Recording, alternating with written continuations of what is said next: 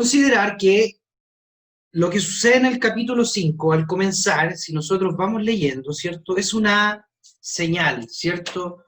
Cuando el Señor hace un milagro, es una señal, las señales que hablaba Juan, ¿cierto? Y este principio de señales comenzó a hacer el Señor en su ministerio, ¿cierto? Eso hablaba Juan, capítulos anteriores que leíamos, y nos expresan los textos el por qué las señales, y el propósito de las señales es mostrar al indicado, en este caso mostrar al Señor, ver al Señor, ¿no es cierto? Reconocer al Señor en cada señal, reconocer al Señor en cada obra que Él hace, en este caso, ¿cierto?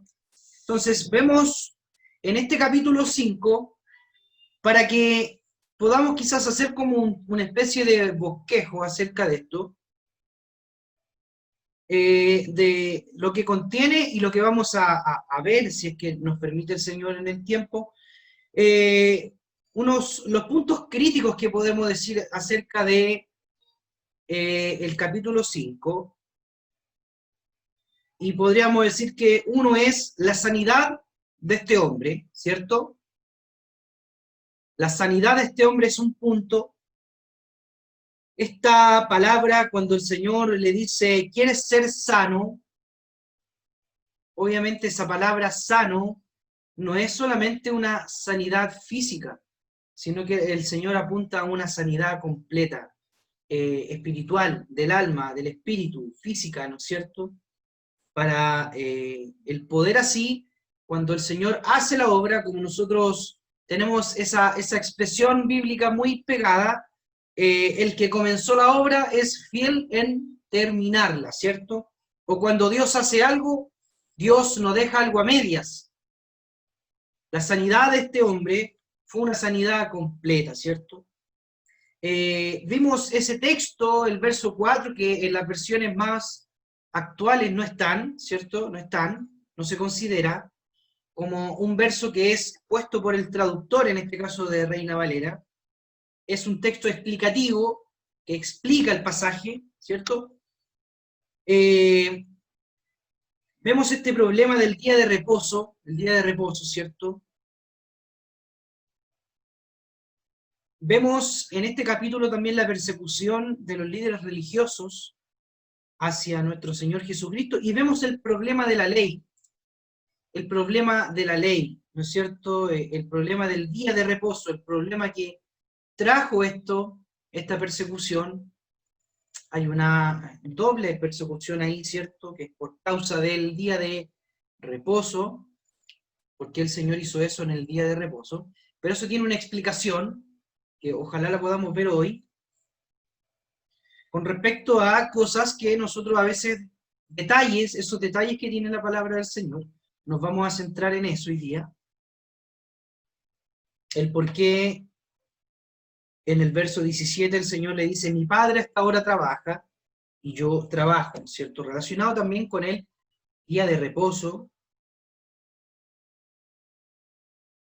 el problema de la ley, ¿no es cierto? Que lamentablemente, y vamos a hacer una relación de este pasaje, de este marco bíblico acerca de este hombre, vamos a hacer una relación con otros pasajes bíblicos, que eso yo se lo voy a dejar a usted como tarea, no una tarea que tenga que usted exponer otra semana, no, de ninguna manera, para no, valga la redundancia, exponerlo a quizás a una presión, ¿no es cierto?, que se pueda complicar con algo, todo lo contrario, sino que usted lo pueda leer y que usted, en la gracia del Señor, lo pueda ligar, usted pueda unir, pueda relacionar este pasaje, este marco bíblico acerca de este hombre cojo, de este hombre que llevaba 38 años, con los otros pasajes que yo les voy a dejar después,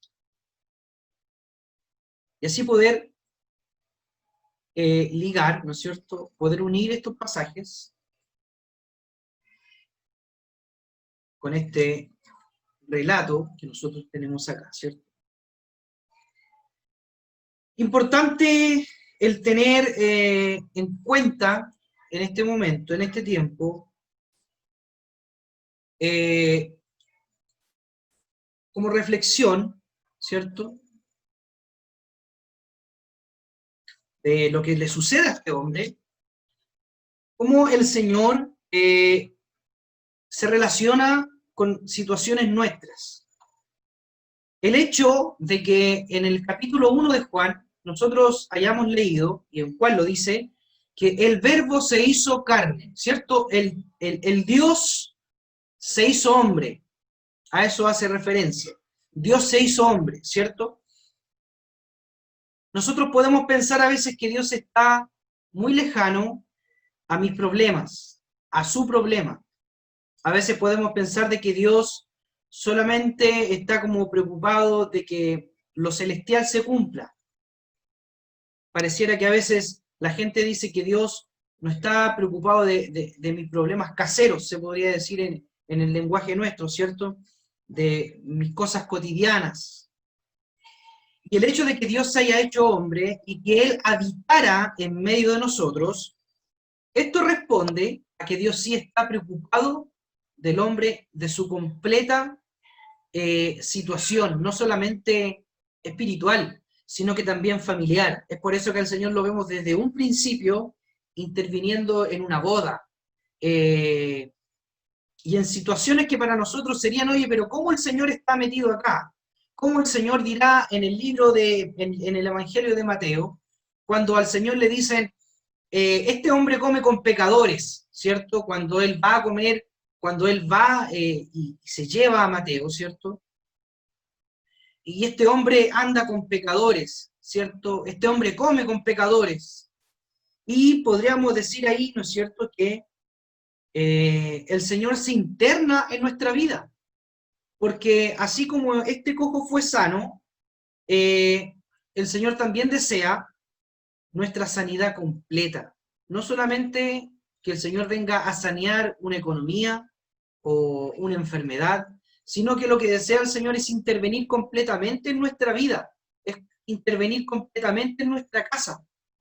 Aún con esas situaciones que uno piensa que el Señor no está acá, el Señor sí está. El hecho que Dios llegara a donde Marta y María se turba, ¿no es cierto?, por tener todo el aseo hecho, por tener todo el orden de la casa, ¿cierto? Y llega el Señor y ve que María no hace nada, ¿cierto? Marta se enoja por eso, y le dice al Señor, ¿acaso tú no le vas a decir nada? Pero el Señor le dice, María ha escogido la mejor parte. A veces nosotros podemos llegar a pensar de que, porque en ese afán, ¿cierto?, que no está mal, no quiero decir que está mal, siempre la mujer es deseosa, ¿no es cierto?, de agradar a su esposo, tiene todas las cositas hechas en la casa, ¿cierto?, todo brilloso, el almuerzo, un olorcito que el esposo reconoce, que es el olorcito de la mano de su esposa, ¿cierto?, reconoce esos detalles, y es interesante saber que el Señor, aún en esas cosas, el Señor dice, hey, no te turbes. María ha escogido la mejor parte. De quizás un llamado a nosotros, los hombres, a no poner, ¿no es cierto?, esa vara, se podría decir. ¿Por qué no está hecho esto hoy día? Porque quizás también la mujer se dio el tiempo de, en ese día, oír al Señor, de estar con el Señor, de consagrar un día al Señor, de prepararse para el Señor, ¿cierto? Dios está dedicado completamente, no usando la palabra servicio en cuanto a que yo le doy órdenes al Señor, pero sí el Señor está enteramente preocupado de nuestra casa integralmente, completamente. Dios no deja ni un detalle de nuestra casa afuera, nada.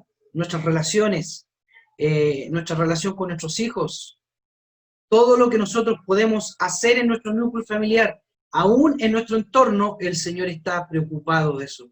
El Señor quiere intervenir en eso. Por eso Dios se hizo hombre y vino a habitar en medio de nosotros. Y Él padeció, ¿no es cierto? Y Él fue tentado en todo, participó de esta naturaleza carnal, ¿cierto? ¿Para qué? Para que por medio de ella venciera al imperio de la muerte, ¿cierto? Entonces, lo que sucede con este hombre cojo, ¿no es cierto? Es que lleva 38 años, ¿cierto? Dice el relato que lleva 38 años, ¿cierto? En una cama, se puede decir, en una camilla, en una colchoneta, ¿cierto? Está en este estanque, el Señor va a una fiesta de los judíos, se dice que puede haber sido una Pascua, no se sabe, no lo dice, no hay más información, ¿cierto? Y llega a un estanque que se llama Betesda. Betesda significará casa de misericordia, casa de misericordia, Betesda, casa de misericordia. Y no es una casualidad que el Señor haya llegado ahí. Se recordará usted cuando hablábamos anteriormente, cuando le dice el Señor a Natanael, desde hoy verás los cielos abiertos. Y habíamos introducido, Juan, ¿no es cierto?, con unos pasajes de Hechos, acerca de que Dios ha prefijado los tiempos del hombre y ha puesto límites a su habitación para que, resumiendo el texto, el hombre pueda buscar a Dios, ¿cierto? Para que el hombre pueda buscar a Dios. Y estas son oportunidades que el Señor se presenta para que el hombre pueda buscar, el hombre pueda verdaderamente ver al indicado. Es lo que le sucedió a este hombre. Este hombre ve el milagro, ¿no es cierto? Y se da cuenta de que el que le sana... Ya, perdón, el Samuel... Entonces, este hombre ve que le sana, el que le sana es Jesús, ¿no es cierto? No le reconoce así como el ciego. ¿Se recuerdan ustedes la expresión de aquel hombre ciego? ¿Cómo lo reconoce aún siendo ciego?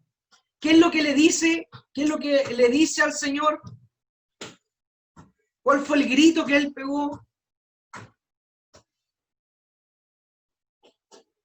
Jesús, hijo de David, ten misericordia. Oh, ¿cierto? ¿Cierto que le dice eso? Lo reconoce aún siendo ciego, ¿cierto? Pero este hombre no le dice nada. Aún la pregunta que le dice el Señor llega a ser como una pregunta, este hombre me está tomando el pelo, porque le dice, ¿quieres ser sano? Obviamente este hombre, ¿no es cierto?, esperaba en esta superstición que a lo mejor pareciera que los judíos tenían, ¿cierto? Y, ¿no es cierto?, el Señor interviene en esta situación, y, ¿no es cierto?, es sano este hombre. Hay unas palabras que después vamos a retroceder nosotros, vamos a avanzar en unas cositas que quiero que veamos, ¿cierto? Pero después vamos a detenernos en una reflexión que vamos a hacer con respecto a estos pasajes, a este relato. Vamos a ir al verso 14. Al verso 14. El verso 14 dice, este hombre había sido sano. El verso anterior dice que él fue donde, ¿no es cierto? No, perdón, dice que Jesús se había apartado de aquel lugar. Y dice que le halla en el templo, ¿cierto? Entonces, este hombre va al templo porque quería quizás agradecer, tenía gratitud, ¿cierto? ¿Se escucha bien, cierto? Entonces, este hombre, ¿dónde va después? Que es sano, se dirige al templo, ¿cierto? En gratitud, quizás, en gratitud a lo que había recibido, va al templo, ¿no es cierto? Pero se encuentra con los fariseos, ¿no es cierto?, líderes religiosos, y les cuenta quién le había sanado. ¿Por qué? Porque aquí entra el problema del día de reposo, aquí entra el problema de la ley judía, ¿cierto? Y este hombre dice que Jesús es el que le sana. Jesús dice que en el verso 14 le halla en el templo y le dice, mira, has sido sanado, no peques más para que no te venga alguna cosa peor. ¿Cierto? No dice la Escritura en ninguna otra parte qué padecía este hombre, qué enfermedad tenía este hombre. No hay más explicación acerca de esto, pero sí el Señor le advierte, no hagas algo, ¿no es cierto? No peques más para que no te venga algo peor. Podemos decir, se podría decir, ¿cierto?, de que no, el problema del pecado, el problema de la enfermedad, ¿cierto?, era el pecado.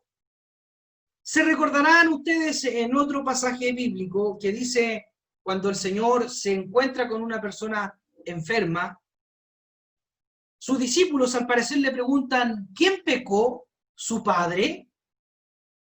¿Se recordarán de ese texto bíblico? Ustedes después lo pueden buscar, ¿cierto? Lo pueden googlear si es que no lo recuerdan bien dónde está.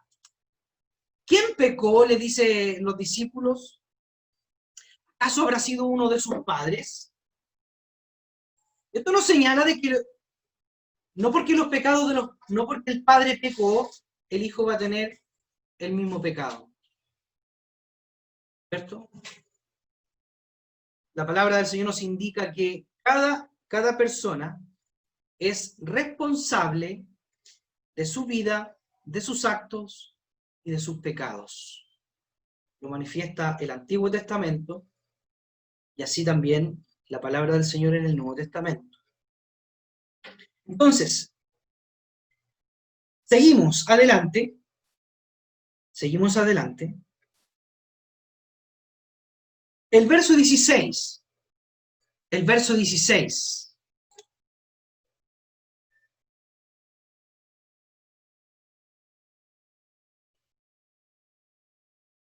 El verso 16 dice que por esta causa, ¿cierto? Por esta causa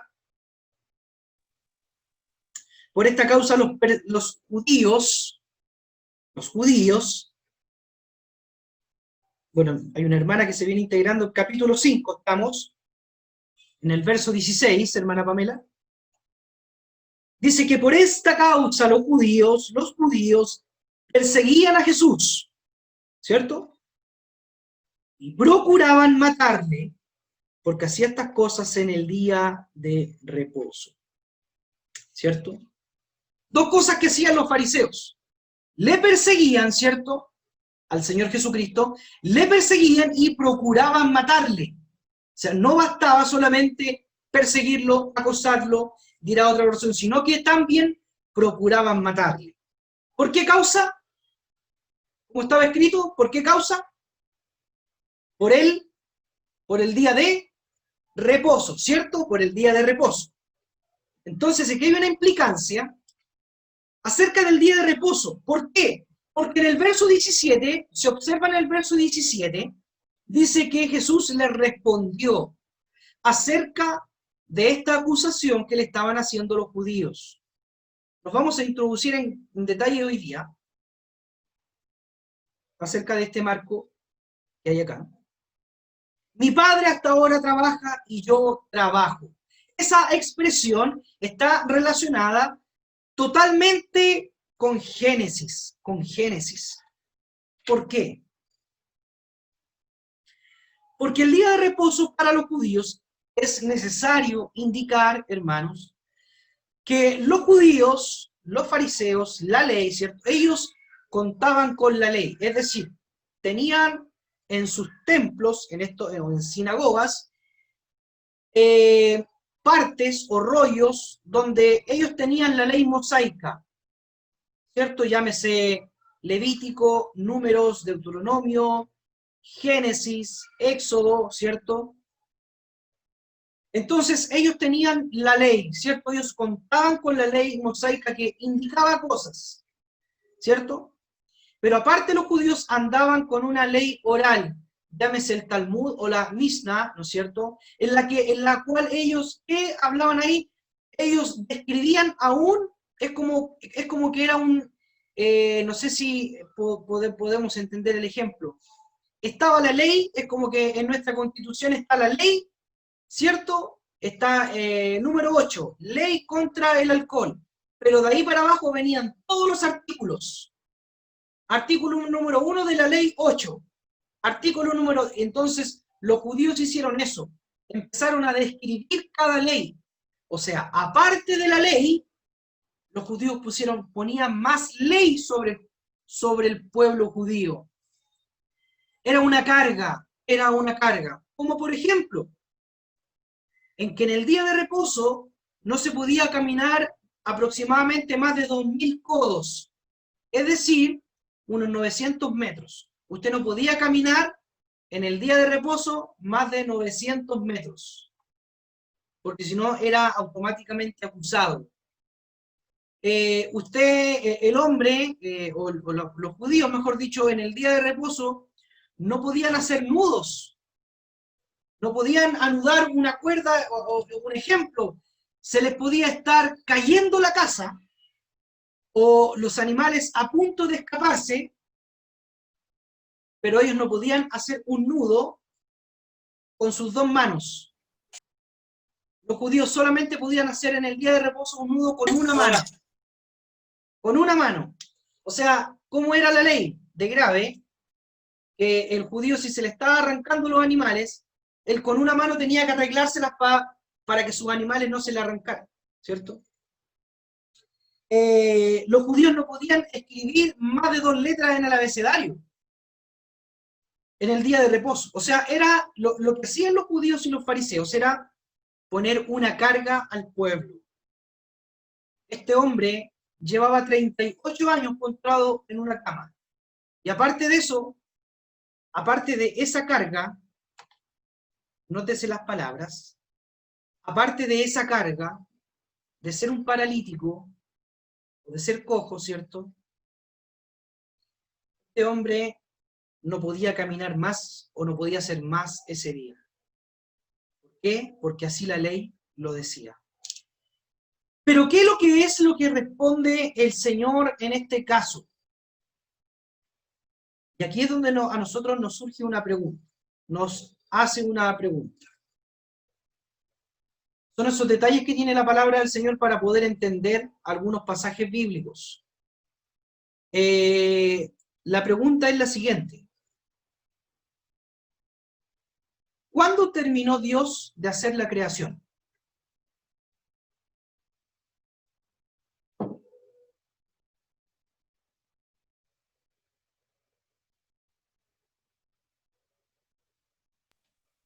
Cuando crea a la mujer. No, pero ¿en qué día? El sexto día, el séptimo descansó. No escuché bien porque se juntaron algunos. El sexto día, ¿Ya? y el séptimo día descansó, dice Génesis. ¿Ok? ¿Ya?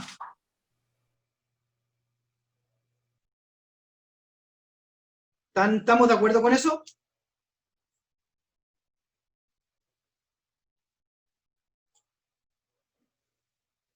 Vámonos a Génesis, ¿por qué? Sí, amén. Vámonos a Génesis, ¿por qué? Porque en el verso 17, el Señor le dice, mi padre hasta ahora trabaja y yo trabajo. Eso fue lo que enfureció a los fariseos. Eso fue lo que enfureció a los judíos. Cómo este hombre en el día de reposo dice que su padre trabaja. Porque el judío tenía en el entendimiento que Dios en el séptimo día descansó. Cuando el Señor Jesucristo dice, yo no he venido a abrogar la ley, sino que a cumplirla. ¿Se recuerda esa expresión? Que el Señor dice, yo no he venido a abrogar la ley, sino que a cumplirla. ¿Se recuerda ese pasaje? Esa expresión de cumplirla la podemos traducir como yo no he venido a abrogar la ley, sino que a poder interpretarla correctamente. ¿Se entiende? Cuando el Señor dice, yo no he venido a abrogar la ley, la he venido a cumplir. Se traduce mejor, yo no he venido a abrogar la ley, sino que a ponerla en la correcta interpretación. Génesis capítulo 2. Alguien que la pueda leer en Reina Valera. ¿Por qué? Porque está mejor la traducción en esa Biblia que en otra. Detenidamente. Ya, ¿lo leo? Amén. Cachipún. No, que lo diga la hermana nomás. Amén. Génesis 2. El verso 1. Fueron pues acabados los cielos y la tierra, y todo el ejército de ellos. ¿Qué más? ¿Qué más? Y acabó Dios en el día séptimo la obra que hizo, y reposó el día séptimo de toda la obra que hizo. ¿Cuándo acabó la obra? El séptimo. Increíble.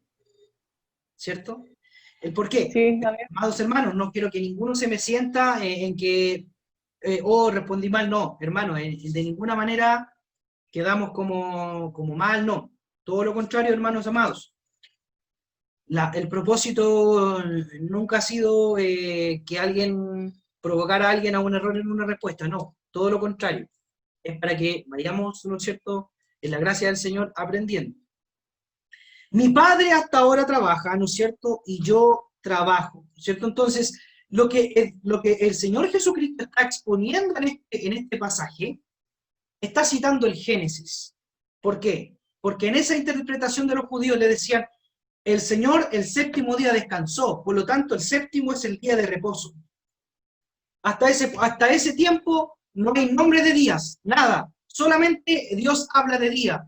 El judío, ¿qué consideraba como día? Desde que salía el sol hasta que se ponía el sol. Ese era el día para ellos. Entonces, lo que el Señor está aquí diciendo, mi Padre hasta ahora trabaja. La obra de Dios, ¿no es cierto? Lo que concluye Dios en Génesis es la creación, ¿cierto? Pero la obra de Dios ha continuado siempre. Nunca se ha detenido la obra de Dios. Por eso es que este pasaje debemos ponerlo al ladito del otro. No recuerdo bien dónde está. Si alguien lo encuentra, ligarlo con ese pasaje cuando dice, yo no he venido a abrogar la ley, sino que a cumplirla. Y esa traducción se puede interpretar mejor cuando si lo leemos así. Yo no he venido a abrogar la ley, sino a que interpretarla correctamente. Era el problema de los fariseos, de que interpretaban mal la ley. Entonces, lo que sucede con este hombre es en el día de reposo, ¿cierto? Lo que para los judíos era una aberración, que el Señor pudiera hacer algo así, pero para el Padre, para Dios y para su Hijo, ¿no es cierto? Esto viene siendo un milagro en el día del Señor. Esto viene siendo un nuevo nacimiento en el día del Señor. O sea, este hombre fue sano el día del Señor. El séptimo día, ¿no es cierto?, se consideraba el día en que el hombre tenía que estar frente a Dios. Así lo celebraba Israel en la antigüedad. El hombre tenía que estar frente a Dios. No era para que no hiciera nada en casa, sino que para que pudiera estar frente al Señor, pudiera presentarse delante del Señor, ¿no es cierto?, en cántico, leyendo su palabra, meditando en su palabra, en rogativas, en oración, ¿cierto?, presentarse delante del Señor, ¿cierto? Entonces, ¿qué es lo que enfurecía, ¿no es cierto?, aquí a los judíos y a los fariseos? Siempre estos hombres trataban de pillar al Señor Jesucristo con preguntas capciosas, ¿cierto?, con preguntas donde intentaron pillarlo muchas veces, pero nunca pudieron. Y era porque el Señor presentaba defensa de manera correcta. Entonces, si nosotros seguimos leyendo, el verso 18, ¿qué es lo que dice inmediatamente? Por esto los judíos aún más procuraban matarle. Y ahí está la respuesta, ¿por qué aún más procuraban matarle? ¿Por qué? Porque no solo quebrantaba el día de reposo, sino que también decía que Dios era su propio Padre, haciéndose igual a Dios. Entonces, ahí están los propósitos del por qué intentaban matar a nuestro Señor Jesucristo, y fue porque uno de los motivos que nuestro Señor Jesucristo fue crucificado. Entonces, en el verso 19 dice, no puede el Hijo hacer nada por sí mismo, sino lo que ve hacer al Padre, porque todo lo que el Padre hace, también el Hijo igualmente. La obra de Dios continúa. La obra de Dios continuó, ¿no es cierto?, por todos los procesos que pasó Israel. Desde los comienzos del Génesis, la obra de Dios continuaba.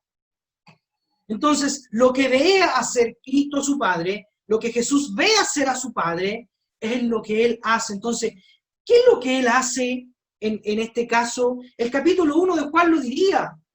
El capítulo 1 de Juan lo diría al principio. Porque la ley fue dada por Moisés, pero la gracia y la verdad vinieron por medio ¿de quién?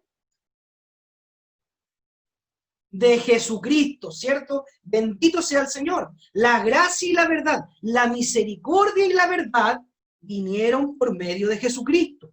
Entonces, ¿qué es lo que hace el Señor Jesucristo en este momento?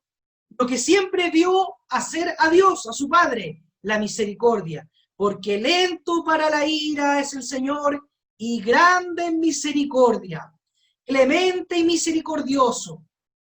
Bendito sea el Señor, ¿cierto? Verso 20, porque el Padre ama al Hijo y le muestra, le revela todas las cosas que Él hace. Y mayores obras que estas le mostrará, de modo que vosotros os maravilléis. Verso 21, porque como el Padre levanta a los muertos, les da vida, así también el Hijo a los que quiere, da vida. Este pasaje no está puesto ahí por casualidad, ¿cierto? Nosotros vemos que en el estanque estaba lleno de personas con distintos tipos de enfermedades. El Señor Jesucristo, al ver a este paralítico, nos muestra su voluntad de elección. Es decir, como el verso dice que Dios, ¿no es cierto?, levanta a los muertos y les da vida, así también el Hijo a los que quiere da vida, es porque Dios y su Hijo escogen. Es Dios el que elige. Es Dios el que escoge entre nosotros. Es Dios el que elige en esta creación. Verso 22, porque el Padre a nadie juzga, sino que todo el juicio dio Dios. ¿Para qué? Para que todos honren al Hijo tal como honran al Padre. ¿Cierto? No es que el Padre reciba una honra distinta que al Hijo. La Escritura dice acá que para que así como honran al Padre, honremos al Hijo. ¿Cierto? El que no honra al Hijo, no honra al Padre. Y aquí está la explicación más clara del verso 21. En lo que decía arriba. El Padre, no sé, porque como el Padre levanta a los muertos y les da vida. Pero ¿de qué manera el Padre les da vida a los muertos? La respuesta está en el verso 24. ¿De qué manera? ¿De qué manera? De cierto os digo que el que oye mi palabra, dirá el Señor Jesucristo en otro verso, mis palabras son, ¿qué son? ¿Se acuerda? Vida. Aleluya, son espíritu y son vida, ¿cierto? Mis palabras, la palabra que sale del Hijo de Dios, de la boca de Dios, no solo de pan vivir al hombre, ¿cierto? Vivir, ¿no es cierto? No solo de pan vamos a vivir. Nosotros podemos, en estos tiempos, elegir la mejor dieta, elegir el mejor método para alimentarnos mejor.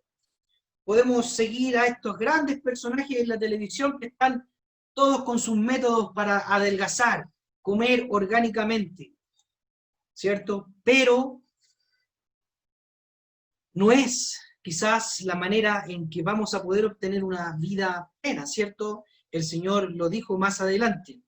Prohibirán aún comer, prohibirán hacer de todo, ¿no es cierto? Hoy en día dicen que comer carne es malo, por las toxinas, por las hormonas, pero por eso el Señor dejó la bendición de los alimentos. Orad por los alimentos, santificad los alimentos, ¿cierto? Con ese fin, con ese propósito. Entonces, ¿de qué manera el Padre le da vida a los muertos? Verso 24, de cierto os digo, el que oye mi palabra, ¿cierto? Dice el Señor, la palabra que sale de la boca del Hijo de Dios, y cree al que me envió, tiene vida eterna, tiene vida eterna, y no vendrá a condenación, mas pasará de muerte a vida. ¿Cierto? El que cree, el que oye, el evangelio del Señor se oye y se cree. ¿Cierto? El evangelio del Señor se oye y se cree. Cercana de ti, Romanos, dirá que cercana a tu boca está la palabra, ¿cierto? ¿Cuál palabra? Que si creyeres en tu corazón, ¿se recuerda? ¿Qué más dice? Si creyeres en tu corazón, ¿de qué?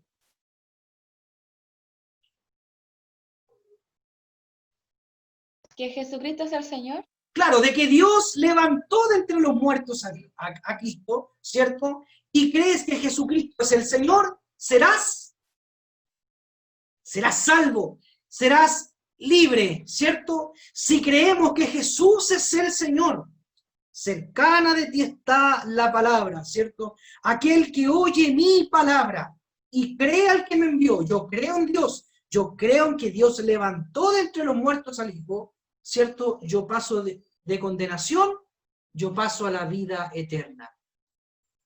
Alabado sea el Señor. Porque Él te ha escogido, hermano. Él te ha escogido, hermana. No sé si usted alguna vez se ha preguntado por qué me escogió a mí, el que tiene más hermanos. ¿Cuántos hermanos Sí, son amén. ustedes? ¿Son 8? ¿Son 6? ¿Son 5? Somos, ¿Por qué me escogió a somos mí de mis 7 hermanos? Quizás usted no tenía ninguna capacidad. Quizás usted, como dicen, no teníamos ni un brillo. Pero el Señor le plació escogernos para darnos vida eterna. Cuidemos eso, hermanos. Que nadie robe tu corona, hermano, hermana. Esa corona de vida eterna. Es la única que importa. No importa la corona que nos dé por lo que hayamos hecho. Lo que importa es esa corona de vida eterna que tendremos. Si es que perseveramos, si es que persistimos, si es que nos mantenemos firmes, dirá el apóstol, en esta esperanza gloriosa, ¿cierto? De confesar al Señor, de llevar el testimonio del Señor. Ya no es nuestro testimonio, le dijo a la mujer samaritana, versos atrás en el capítulo 4. Ya no era el testimonio de la samaritana, sino que las personas ya habían creído no solamente por el testimonio de la samaritana, sino que ya por el testimonio mismo de nuestro Señor Jesucristo. ¿Cierto? Para ir concluyendo, si nosotros pudiéramos analizar y ver esta reflexión, ¿no es cierto?, que les decía al principio. Este cojo llevaba 38 años de carga en su vida, ¿cierto? 38 años de agotamiento. Estos pasajes acerca del cojo, ¿no es cierto?, esta persona enferma que llevaba años. Ojalá los podamos ligar, poder anotar ahí si usted tiene para anotar, si no, poder retenerlo. Con Hebreos capítulo 3 y Hebreos capítulo 4. ¿Por qué? ¿Por qué? Porque esta persona llevaba 38 años de agotamiento, 38 años de que este hombre trataba por sus propias fuerzas, con sus propios medios, el poder ser sano. Y nunca pudo. Por sus propios méritos, el poder entrar en ese estanque. Estanques de aguas que estaban detenidas. Estanques, ¿cómo es un agua detenida? ¿Cómo se coloca un agua detenida, un estanque? Esto nos dice que era como ese río que vio la samaritana, esos ríos de agua viva que saltan para vida eterna. Hay un contraste ahí, ¿cierto? Ahora hay un estanque que este hombre llevaba 38 años, ¿cierto? Un agua estancada. ¿Cuántos estanques hoy existen donde vemos multitudes de gente necesitada de Dios? Y ellos necesitan una oportunidad en la vida. Una oportunidad. Pero ¿cuántos estanques vemos hoy en las iglesias de personas que están ahí, ¿cierto? 38 años. ¿Por qué yo le digo que esto lo debemos ligar con Hebreos 3 y Hebreos capítulo 4, porque esto tiene total relación con el reposo de Dios, con el reposo de Dios. Para esta persona, para este cojo de nacimiento que llevaba 38 años, Cristo fue su reposo, Cristo fue su entrada a la casa. Betesda es casa de misericordia, y lo que hizo Cristo fue abrirle la puerta a esta verdadera casa de misericordia. Cristo fue su reposo, ¿cierto? Lo que desea el hombre es reposar. Lo que deseamos nosotros, hermanos, es tener el reposo en Cristo, el reposo de nuestras obras. ¿Y cómo se hace eso? Lo que el Señor le dijo a este hombre en el capítulo 5, estas palabras imperativas, ¿no es cierto?, que son 3. Levántate, toma tu lecho y anda. Este hombre no le pidió fe, Jesucristo, perdón, no le pidió fe, no le pidió bautismo, solamente 3 palabras imperativas. Le dice, levántate, toma tu lecho y anda.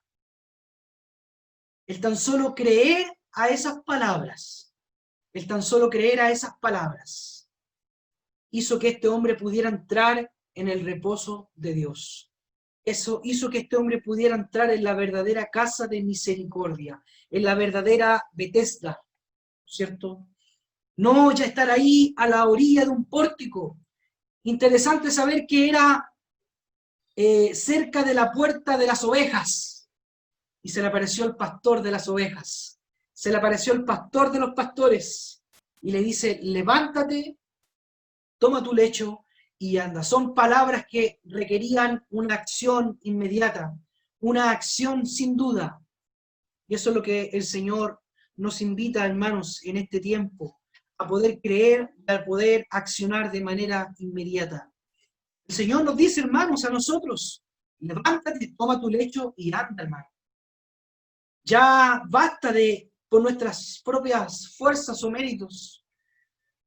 A veces podemos pensar que necesitamos hacer cosas, incluir cosas para poder estar más cerca del Señor. Y el Señor solo nos pide creer.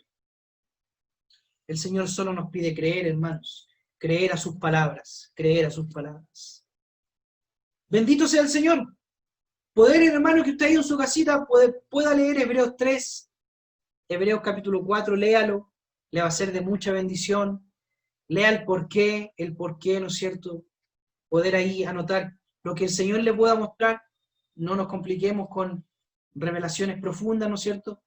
Sino que el Señor le pueda indicar cosas que Él quiera, ¿cierto? Pero léalo, le va a ser de mucha bendición el capítulo 3 y poder relacionarlo con esto. El reposo del Señor en cuanto a nuestras obras. Alabado sea el Señor, hermanos, hasta aquí por el momento. Espero no haya sido enredoso el día de hoy, sino que haya podido entender y haya podido sacar una lección de esto, ¿no es cierto?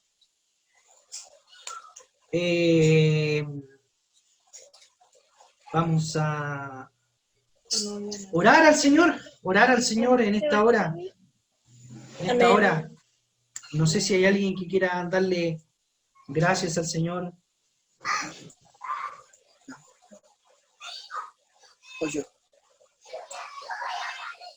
¿Alguien que quiera darle alguna palabra de gratitud al Señor? Sí, amén. Amén. Le escuchamos, hermana, le escuchamos. Ah, ya. Sí, le quiero dar gracias al Señor porque, bueno, yo me cuesta mucho meterme acá al Zoom, pero igual entiendo lo poquito o sea, lo mucho que usted explica, igual lo entiendo un poquito. Y le doy gracias al Señor. Le pido que ponga igual sabiduría en nuestra vida para que podamos entender y para algún día impartir la palabra del Señor. Amén. Y le doy gracias al Señor por eso, por su vida, hermano Seba, por los hermanos. Y eso. Muy, muy, muy agradecida del Señor. Amén. Amén. Amén. Alabado sea el Señor. Vamos a sacar una fotito antes. Le voy a pedir que ponga su camarita su mejor carita. Ah, pero es que yo no tengo la cámara prendida. Póngase con la Pamela. Pame, ven. Cámara increíble, pantalla increíble.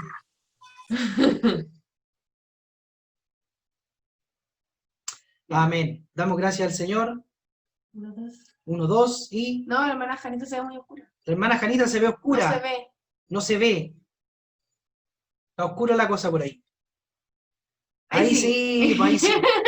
Lo digo por la luz, por Ahí de nuevo favor. está oscura. No me malinterprete, Ahí sí, ahí no me sí. malinterprete. Ahí sí. Ya. La Alanis. Ya. Amén, amados. ¿Alguien que desee dar gracias al Señor en una oración? Amén. Amén. Amén. ¿Quién dijo amén? Yo, la hermana Pamela. Ah, ya, ya. Bendíganos, por favor. Ya, Padre, oro, ¿cierto? Amén. Oyo. Padre amado, Señor, queremos dar gracias, Señor, en esta hora. Señor, porque usted ha sido bueno con nosotros, porque hasta aquí, Señor, usted, Señor, nos ha dado el entendimiento, Señor, de su palabra. La palabra, Señor, la que nos alimenta, nosotros aquí en la tierra de los vivientes. Bendiga a mis hermanos, nuestras vidas.